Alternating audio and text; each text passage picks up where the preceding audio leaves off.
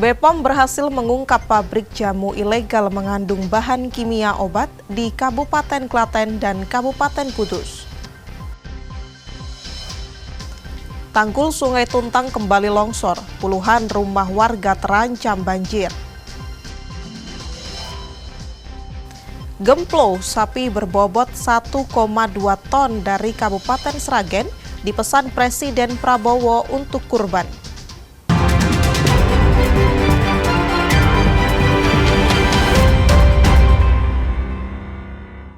Saudara, apa kabar Anda hari ini? Selain 3 informasi tadi, sejumlah informasi menarik lainnya akan kami hadirkan untuk melengkapi Kompas Jateng hari ini.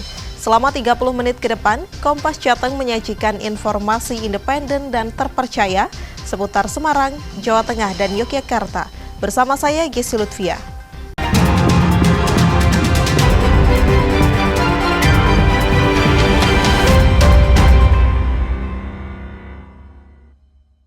Mengawali Kompas Jateng pagi ini, Saudara, adanya pemerasan yang dilakukan oleh mahasiswa senior Program Pendidikan Doktor Spesialis atau PPDS Anestesi Universitas Diponegoro terhadap juniornya sejak tahun 2014 terungkap dalam sidang perdana kasus perundungan dan pemerasan yang menewaskan Dr. Aulia Risma Lestari di Pengadilan Negeri Semarang Senin kemarin.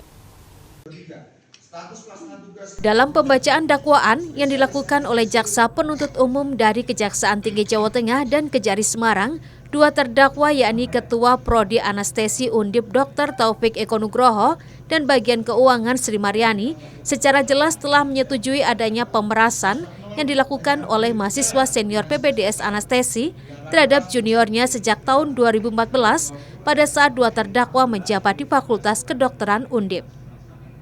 Sementara itu, dalam pembacaan dakwaan terhadap terdakwa Zahra mahasiswa PPDS Anestesi Angkatan 76, Jaksa Penuntut Umum menjelaskan terdakwa melakukan upaya perundungan serta pemerasan pengumpulan uang BOP terhadap juniornya termasuk korban Dr. Aulia Risma Lestari sejak tahun 2022 hingga tahun 2024. Selain melakukan pemerasan terhadap mahasiswa anestesi Undip, dua terdakwa juga meminta uang iuran BOP dari tiap angkatan sejak tahun 2014 dengan total nominal sekitar 2 miliar rupiah. Atas dakwaan tersebut, kuasa hukum terdakwa mengaku akan menghadirkan saksi pada persidangan selanjutnya tanpa melakukan upaya pembelaan. Makanya kita kepengen lebih cepat untuk disidangkan pokok perkaranya. Yang kita uji adalah faktanya di persidangan, pokok perkaranya. Makanya kita tidak akan eksepsi masalah itu. Ya, kalau hanya dakwaan kabur dan lain sebagainya, itu hanya menunda waktu, tidak akan menghentikan proses. Ya, makanya kita akan fokus tetap kepada pokok perkara, segera disidangkan, periksa saksi. Kita sama-sama sini terbuka untuk umum ya, teman-teman bisa saksikan sendiri nanti seperti apa fakta persidangannya. Pak, akan menghadirkan saksi yang meringankan atau seperti apa? Ahli dan yang meringankan pasti akan kita hadirkan. Ya, pasti kita hadirkan. Tapi kita tunggu dulu ya, prosesnya kita ikutin dari rekan Jaksa Penuntut Umum. Pada persidangan perdana ini, keluarga almarhumah Dr. Aulia Risma Lestari tidak hadir untuk mendengarkan dakwaan dari Jaksa Penuntut Umum atas kasus perundungan serta pemerasan yang terjadi di lingkungan Prodi Anestesi Kedokteran Undip. Heri Widodo, Kompas TV, Semarang, Jawa Tengah.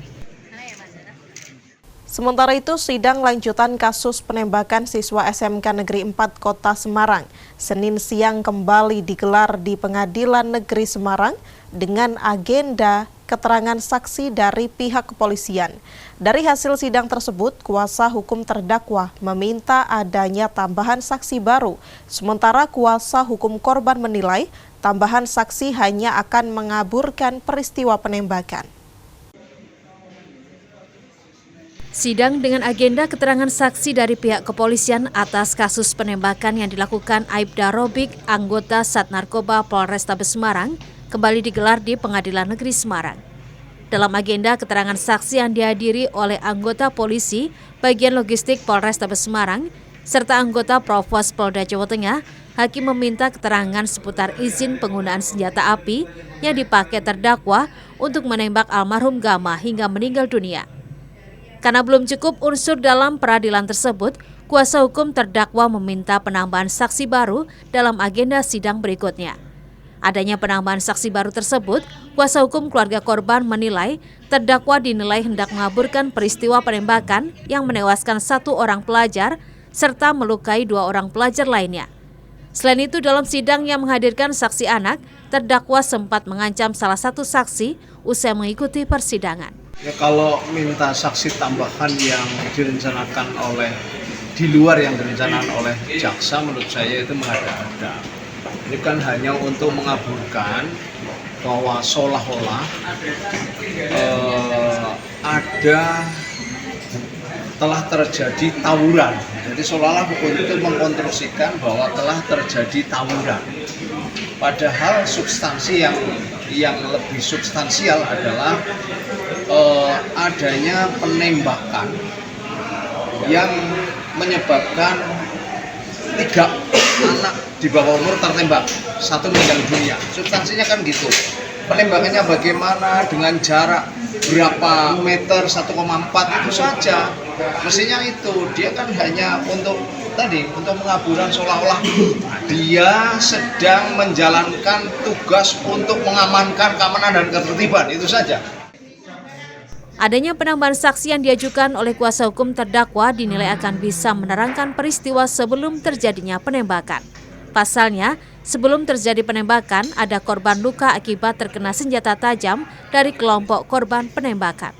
Kami meminta rangkaian peristiwa ini menjadi utuh dengan menghadirkan pengendara atau lawan dari anak-anak ini tawuran, yaitu yang kita kenal selama ini Honda Vario warna putih bonceng 3, sebagaimana isi dakwaan.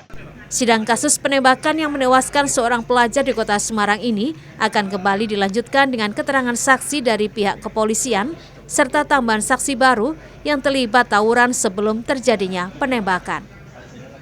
Heri Widodo, Kompas TV, Semarang, Jawa Tengah.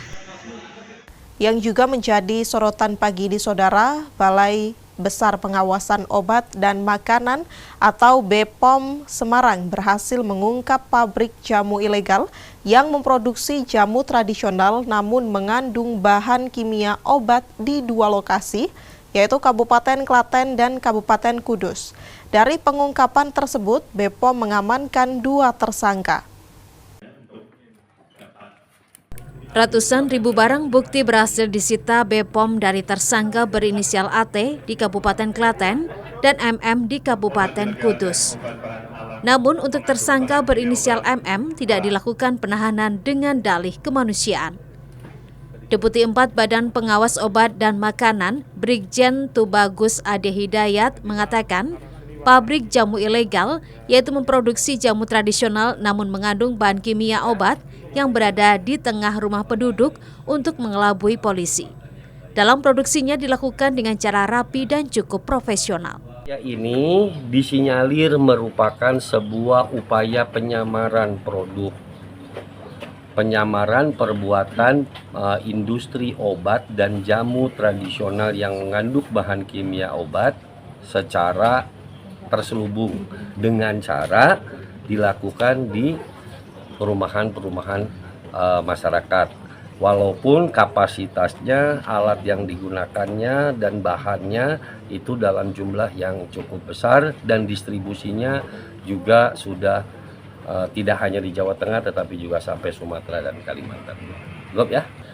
Ya, adakah indikasi sindikat ini masih kita pelajari, tetapi intinya tindak pidana ini dilakukan dengan cara yang sudah cukup bagus, dengan cara yang sudah cukup profesional karena dia sudah mengantisipasi terhadap tindakan petugas, yaitu dengan cara dilakukan secara tersamar, tidak di satu titik. Ini adalah sebagai sebuah upaya yang untuk menyamarkan. Artinya yang bersangkutan tahu bahwa upaya yang dikerjakannya itu adalah melanggar ketentuan perundang-undangan. Makanya dia melakukannya dengan cara yang seperti itu. Sebagian besar obat ilegal yang disita karena berbahaya jika dikonsumsi masyarakat ini berupa obat kuat dan pegalino. Masyarakat pun diimbau untuk waspada terhadap obat ilegal yang berbahaya bagi kesehatan. Senat Puji, Kompas TV, Semarang, Jawa Tengah. Tanggul Sungai Tuntang kembali longsor. Puluhan rumah warga terancam banjir. Informasinya sesaat lagi hanya di Kompas Jateng.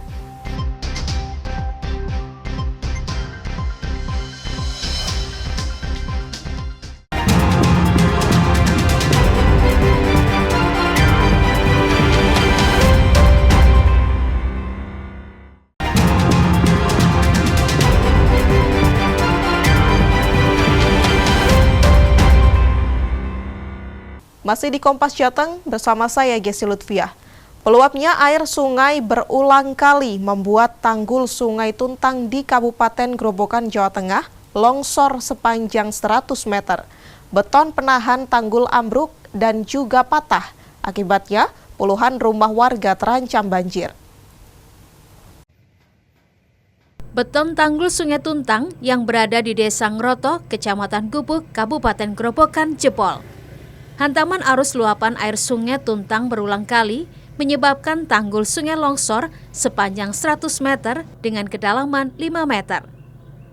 Tanggul sungai yang semula setebal 15 meter hanya tinggal 1 meter lantaran tergerus arus luapan air sungai. Sebagian materialnya pun masuk ke sungai dan mempertebal sedimentasi dasar sungai.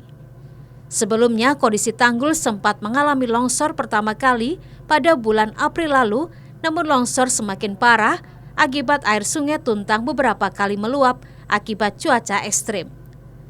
Tanggul sungai nyaris jebol sehingga membahayakan sekitar 50 kepala keluarga yang permukimannya tak jauh dari tanggul. Kemarin saya ikut ukur itu hampir sepanjang 100 meter. 100 meter dengan kedalaman berapa, Pak? Kedalaman sekitar 4 meteran. Jadi posisinya mengkhawatirkan warga itu, Pak?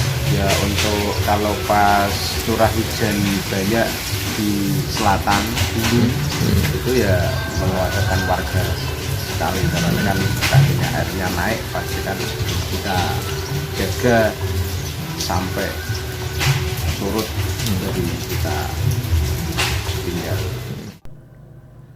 Pemerintah desa telah melaporkan tanggul Sungai Tuntang yang longsor ke pihak BBWS Pemali Juwana Provinsi Jawa Tengah. Namun hingga saat ini belum ada perbaikan. Warga berharap tanggul yang longsor segera diperbaiki agar warga tidak khawatir terjadi banjir mengingat rumah warga berada di dekat bantaran Sungai Tuntang. Rifai Handoko, Kompas TV, Grobogan, Jawa Tengah. Sementara itu, tim SAR gabungan menguras puluhan sumur warga Desa Sukorejo, Kabupaten Grobogan, Jawa Tengah. Hal ini untuk mengantisipasi wabah penyakit pasca terendamnya banjir selama 8 hari. Tim SAR gabungan mendatangi satu persatu sumur milik para warga Desa Sukorejo, Kabupaten Grobogan. Ada sekitar 50 sumur warga yang tergenang banjir yang akan dikuras oleh tim SAR gabungan. Petugas memasang pipa mesin pompa air ke sumur-sumur warga yang sempat terendam banjir selama 8 hari untuk menguras air sisa genangan banjir dari dalam sumur. Bau menyengat dan tak sedap keluar dari air sumur yang dibuang melalui mesin pompa air menunjukkan air kotor dan tak sehat. Menurut petugas, menguras air sumur pasca banjir dilakukan untuk mengantisipasi munculnya wabah penyakit yang disebabkan bakteri E. coli penyebab penyakit diare. Rumah warga semuanya sudah nihil, tidak ada genangan, sehingga untuk aktivitas hari ini adalah pembersihan dalam artian untuk bos kita. Jadi kalau hari ini nanti kita bisa mencapai 50 sumur warga yang dimintakan untuk pengurasan selesai, berarti hari ini selesai. Namun manakala hari ini tidak selesai, akan kita lanjutkan untuk besok pagi. Jadi agar warga terhindar dari penyakit, khususnya untuk bakteri yang biasa menjangkit di daerah banjiran adalah E. coli, sehingga nanti warga kita harapkan tidak menimbulkan penyakit terutama untuk seperti diare. Selain mencegah munculnya wabah penyakit pasca banjir di wilayah terdampak, air sumur yang dikuras dimanfaatkan untuk membersihkan lumpur sisa banjir di jalan permukiman warga. Diperkirakan dalam 2 hari ke depan, sumur-sumur warga yang terkontaminasi genangan banjir sudah bersih agar bisa kembali dimanfaatkan oleh warga. Rifai Handoko, Kompas TV, Grobogan, Jawa Tengah. Kita beralih ke sorotan lainnya, Saudara. Wali Kota Solo Respati Ardi menutup sementara restoran ayam goreng usai viral. Makanan tersebut diduga non-halal dan tidak menginfokan kepada konsumen. Wali Kota Solo, Respati Ardi mendatangi langsung warung ayam goreng yang telah berjualan sejak tahun 1973 ini di wilayah Widuran, Solo, dan menginstruksikan penutupan sementara. Respati membawa petugas dari Dinas Perdagangan dan Satpol PP untuk mengambil sampel makanan. Untuk sementara, warung makan ditutup sembari menunggu proses penyelidikan serta menunggu pengajuan sertifikasi halal. Dilakukan asesmen ulang oleh OPD terkait kehalalan dan ketidakhalalan. Jadi saya tawarkan apabila memang mau menyatakan halal, silahkan ajukan. Kalau tidak, ya silahkan ajukan tidak halal. Intinya ini segera hari ini bisa ditutup terlebih dahulu untuk dilakukan asesmen ulang ya, oleh berkait. Berapa lama nanti? Nanti kita lihat dari asesmennya besok dari BPOM, dari Kemenak, nanti verifikasinya dari OPD terkait baru nanti bisa dibuka.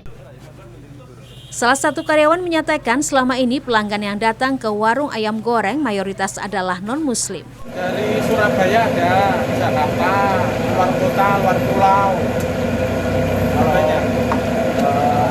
Mereka sini pengennya ayam goreng sama tulisan itu ya? Iya, kebanyakannya. Selain mayoritas ini bukan muslim, non-muslim. Iya. Belajar dari kasus ini bisa menjadi pengingat penting bagi pelaku usaha kuliner agar lebih transparan perihal bahan baku. Pemerintah Kota Solo juga akan terus mendorong percepatan sertifikasi halal untuk seluruh pelaku usaha makanan. Widi Nugroho, Kompas TV, Solo, Jawa Tengah. Informasi lainnya, Saudara, menciptakan zero kasus keracunan dalam program makan bergizi gratis, Badan Gizi Nasional melakukan pelatihan pada petugas Satuan Pelayanan Pemenuhan Gizi di Jawa Tengah dan Yogyakarta. Petugas Satuan Pelayanan Pemenuhan Gizi se-Jawa Tengah dan Yogyakarta mendapat bimbingan teknis penjamah makanan di Kabupaten Semarang, Jawa Tengah. Mereka mendapat pembekalan dari para ahli di bidangnya, seperti dari Dinas Pendidikan, Dinas Kesehatan, Persatuan Ahli Gizi Indonesia, dan BPOM. Pelatihan ini dilakukan untuk menciptakan zero kasus keracunan saat pemberian program makan bergizi gratis. Makanya ini adalah merupakan salah satu langkah-langkah upaya untuk mengantisipasi terjadinya hal tersebut. Pak, termasuk sanksi nanti? Ada sanksi nanti itu? Ya, beberapa sudah kita berikan teguran, catatan, ya. Mudah-mudahan tidak ada lagi catatan tambahan. Kalau ada catatan tambahan nanti akan menjadi sanksi. Badan Gizi Nasional mendorong pemerintah daerah untuk menggandeng masyarakat yang memiliki kepedulian untuk bersama membangun satuan pelayanan pemenuhan gizi. Hendro Teguh Prastowo, Kompas TV, Kabupaten Semarang, Jawa Tengah. Gemplo, sapi berbobot 1,2 ton dipesan Presiden Prabowo Subianto untuk korban. Nantikan informasinya usai jeda pariwara berikut ini.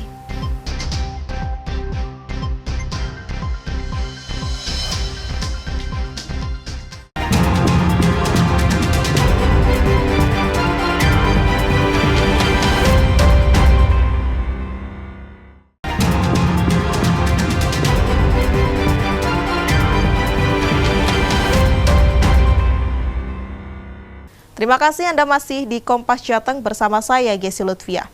Seekor sapi jantan milik peternak di Kecamatan Sambung Macan, Kabupaten Sragen, Jawa Tengah, dipesan menjadi hewan kurban Presiden Prabowo Subianto untuk perayaan Idul Adha tahun ini. Sapi berbobot hampir 1,2 ton ini terpilih setelah melalui seleksi yang ketat hingga dinyatakan layak.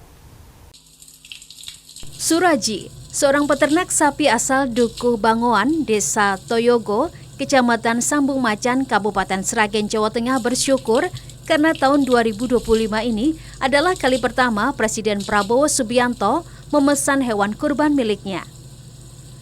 Seekor sapi jantan berjenis Black Angus bernama Gemplo yang memiliki bobot hampir 1,2 ton terpilih setelah melalui seleksi yang ketat hingga dinyatakan layak oleh tim kesehatan hewan dari Kepresidenan, Dinas Peternakan Provinsi Jawa Tengah, dan Kabupaten Sragen. Sapi ini diberi perawatan dan pakan berkualitas tinggi secara teratur. Pemeriksaan oleh dokter hewan rutin dilakukan, serta diberi vaksin, serta vitamin untuk menghindari penyakit, lingkungan kandang bersih, nyaman dan aman dari stres. Beberapa bulan yang lalu, bobotnya 1,104 ton, kalau sekarang mendekati hampir 1,2. Nama sapinya apa, Pak? Sapinya Gemplo. Gemplo ya. Ini sudah dirawat berapa tahun, Pak? Kami merawat sekitar 3 tahunan lah kurang lebih. Memang itu sapi jogo kandang, sapi ya memang sapi kelanganan saya untuk di kandang, tapi karena dikersake beliau ya saya dengan senang hati dan bersyukur itu kami dengan rela diagem Bapak Presiden untuk korban bagi Kabupaten Sragen. Suraji yang juga adalah lurah Desa Toyogo ini telah 32 tahun menggeluti peternakan sapi. Ia mengaku beberapa kali menyediakan sapi kurban untuk Presiden Joko Widodo dan Wakil Presiden Gibran Rakabuming Raka, bahkan artis Raffi Ahmad. Sapi yang berkualitas prima serta berukuran besar menjadi simbol penghormatan dan ketulusan memberikan yang terbaik saat berkorban. Sapi ini juga menjadi komitmen semangat untuk berbagi. Nugroho Yuliawan, Kompas TV, Sragen, Jawa Tengah. Informasi lainnya, Saudara, Festival Balon Udara digelar di Purwokerto, Jawa Tengah, berlangsung meriah. Dari beragam corak dan gambar, salah satu yang menyita perhatian adalah balon udara bertema Palestina sebagai bentuk dukungan untuk rakyat Palestina. Puluhan balon udara berukuran jumbo dengan aneka ragam corak dan gambar mengudara dan menghiasi langit di Purwokerto, Kabupaten Banyumas, Jawa Tengah, Minggu pagi. Warga antusias memadati lapangan tempat berlangsungnya Festival Balon Udara yang digelar di Universitas Muhammadiyah Purwokerto. Beragam corak balon udara, mulai corak etnik hingga balon bergambar Presiden Indonesia dari masa ke masa diterbangkan. Ada juga balon spesial yang bergambar perjuangan rakyat Palestina dengan latar bendera Palestina. Penerbangan balon bergambar Palestina ini menjadi simbol dukungan terhadap perjuangan bangsa Palestina yang saat ini tengah terjajah. Corak balon bergambar wanita Palestina menunggang kuda menggambarkan semangat pantang menyerah serta kegigihan warga Palestina. Oh ya, pesan kepada masyarakat, sengaja memang ini bentuk partisipasi sosial dan mental kita bahwa kita mendukung betul kemerdekaan dan perdamaian di Palestina. Kita terbangkan balon Palestina. Kita juga kelola mahasiswa dari Palestina yang menggunakan skema rektor scholarship pakai beasiswa kita. Seru sih, beneran ini seru banget. Terus nanti apalagi kalau misalkan cuacanya mendukung ya, ini yes. Bagus banget ya. Seneng nih nonton ini. Seneng. Festival balon udara ini diharapkan dapat menjadi agenda tahunan dan terus digelar, serta menjadi daya tarik wisata yang mampu memberikan dampak positif bagi warga di Kabupaten Banyumas. Bayu Nur Sasongko, Kompas TV, Banyumas, Jawa Tengah. Informasi tadi sekaligus mengakhiri Kompas Jateng hari ini.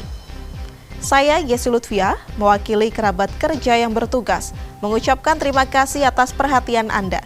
Selamat mengikuti acara kami selanjutnya, Kompas TV Independen Terpercaya. Sampai jumpa.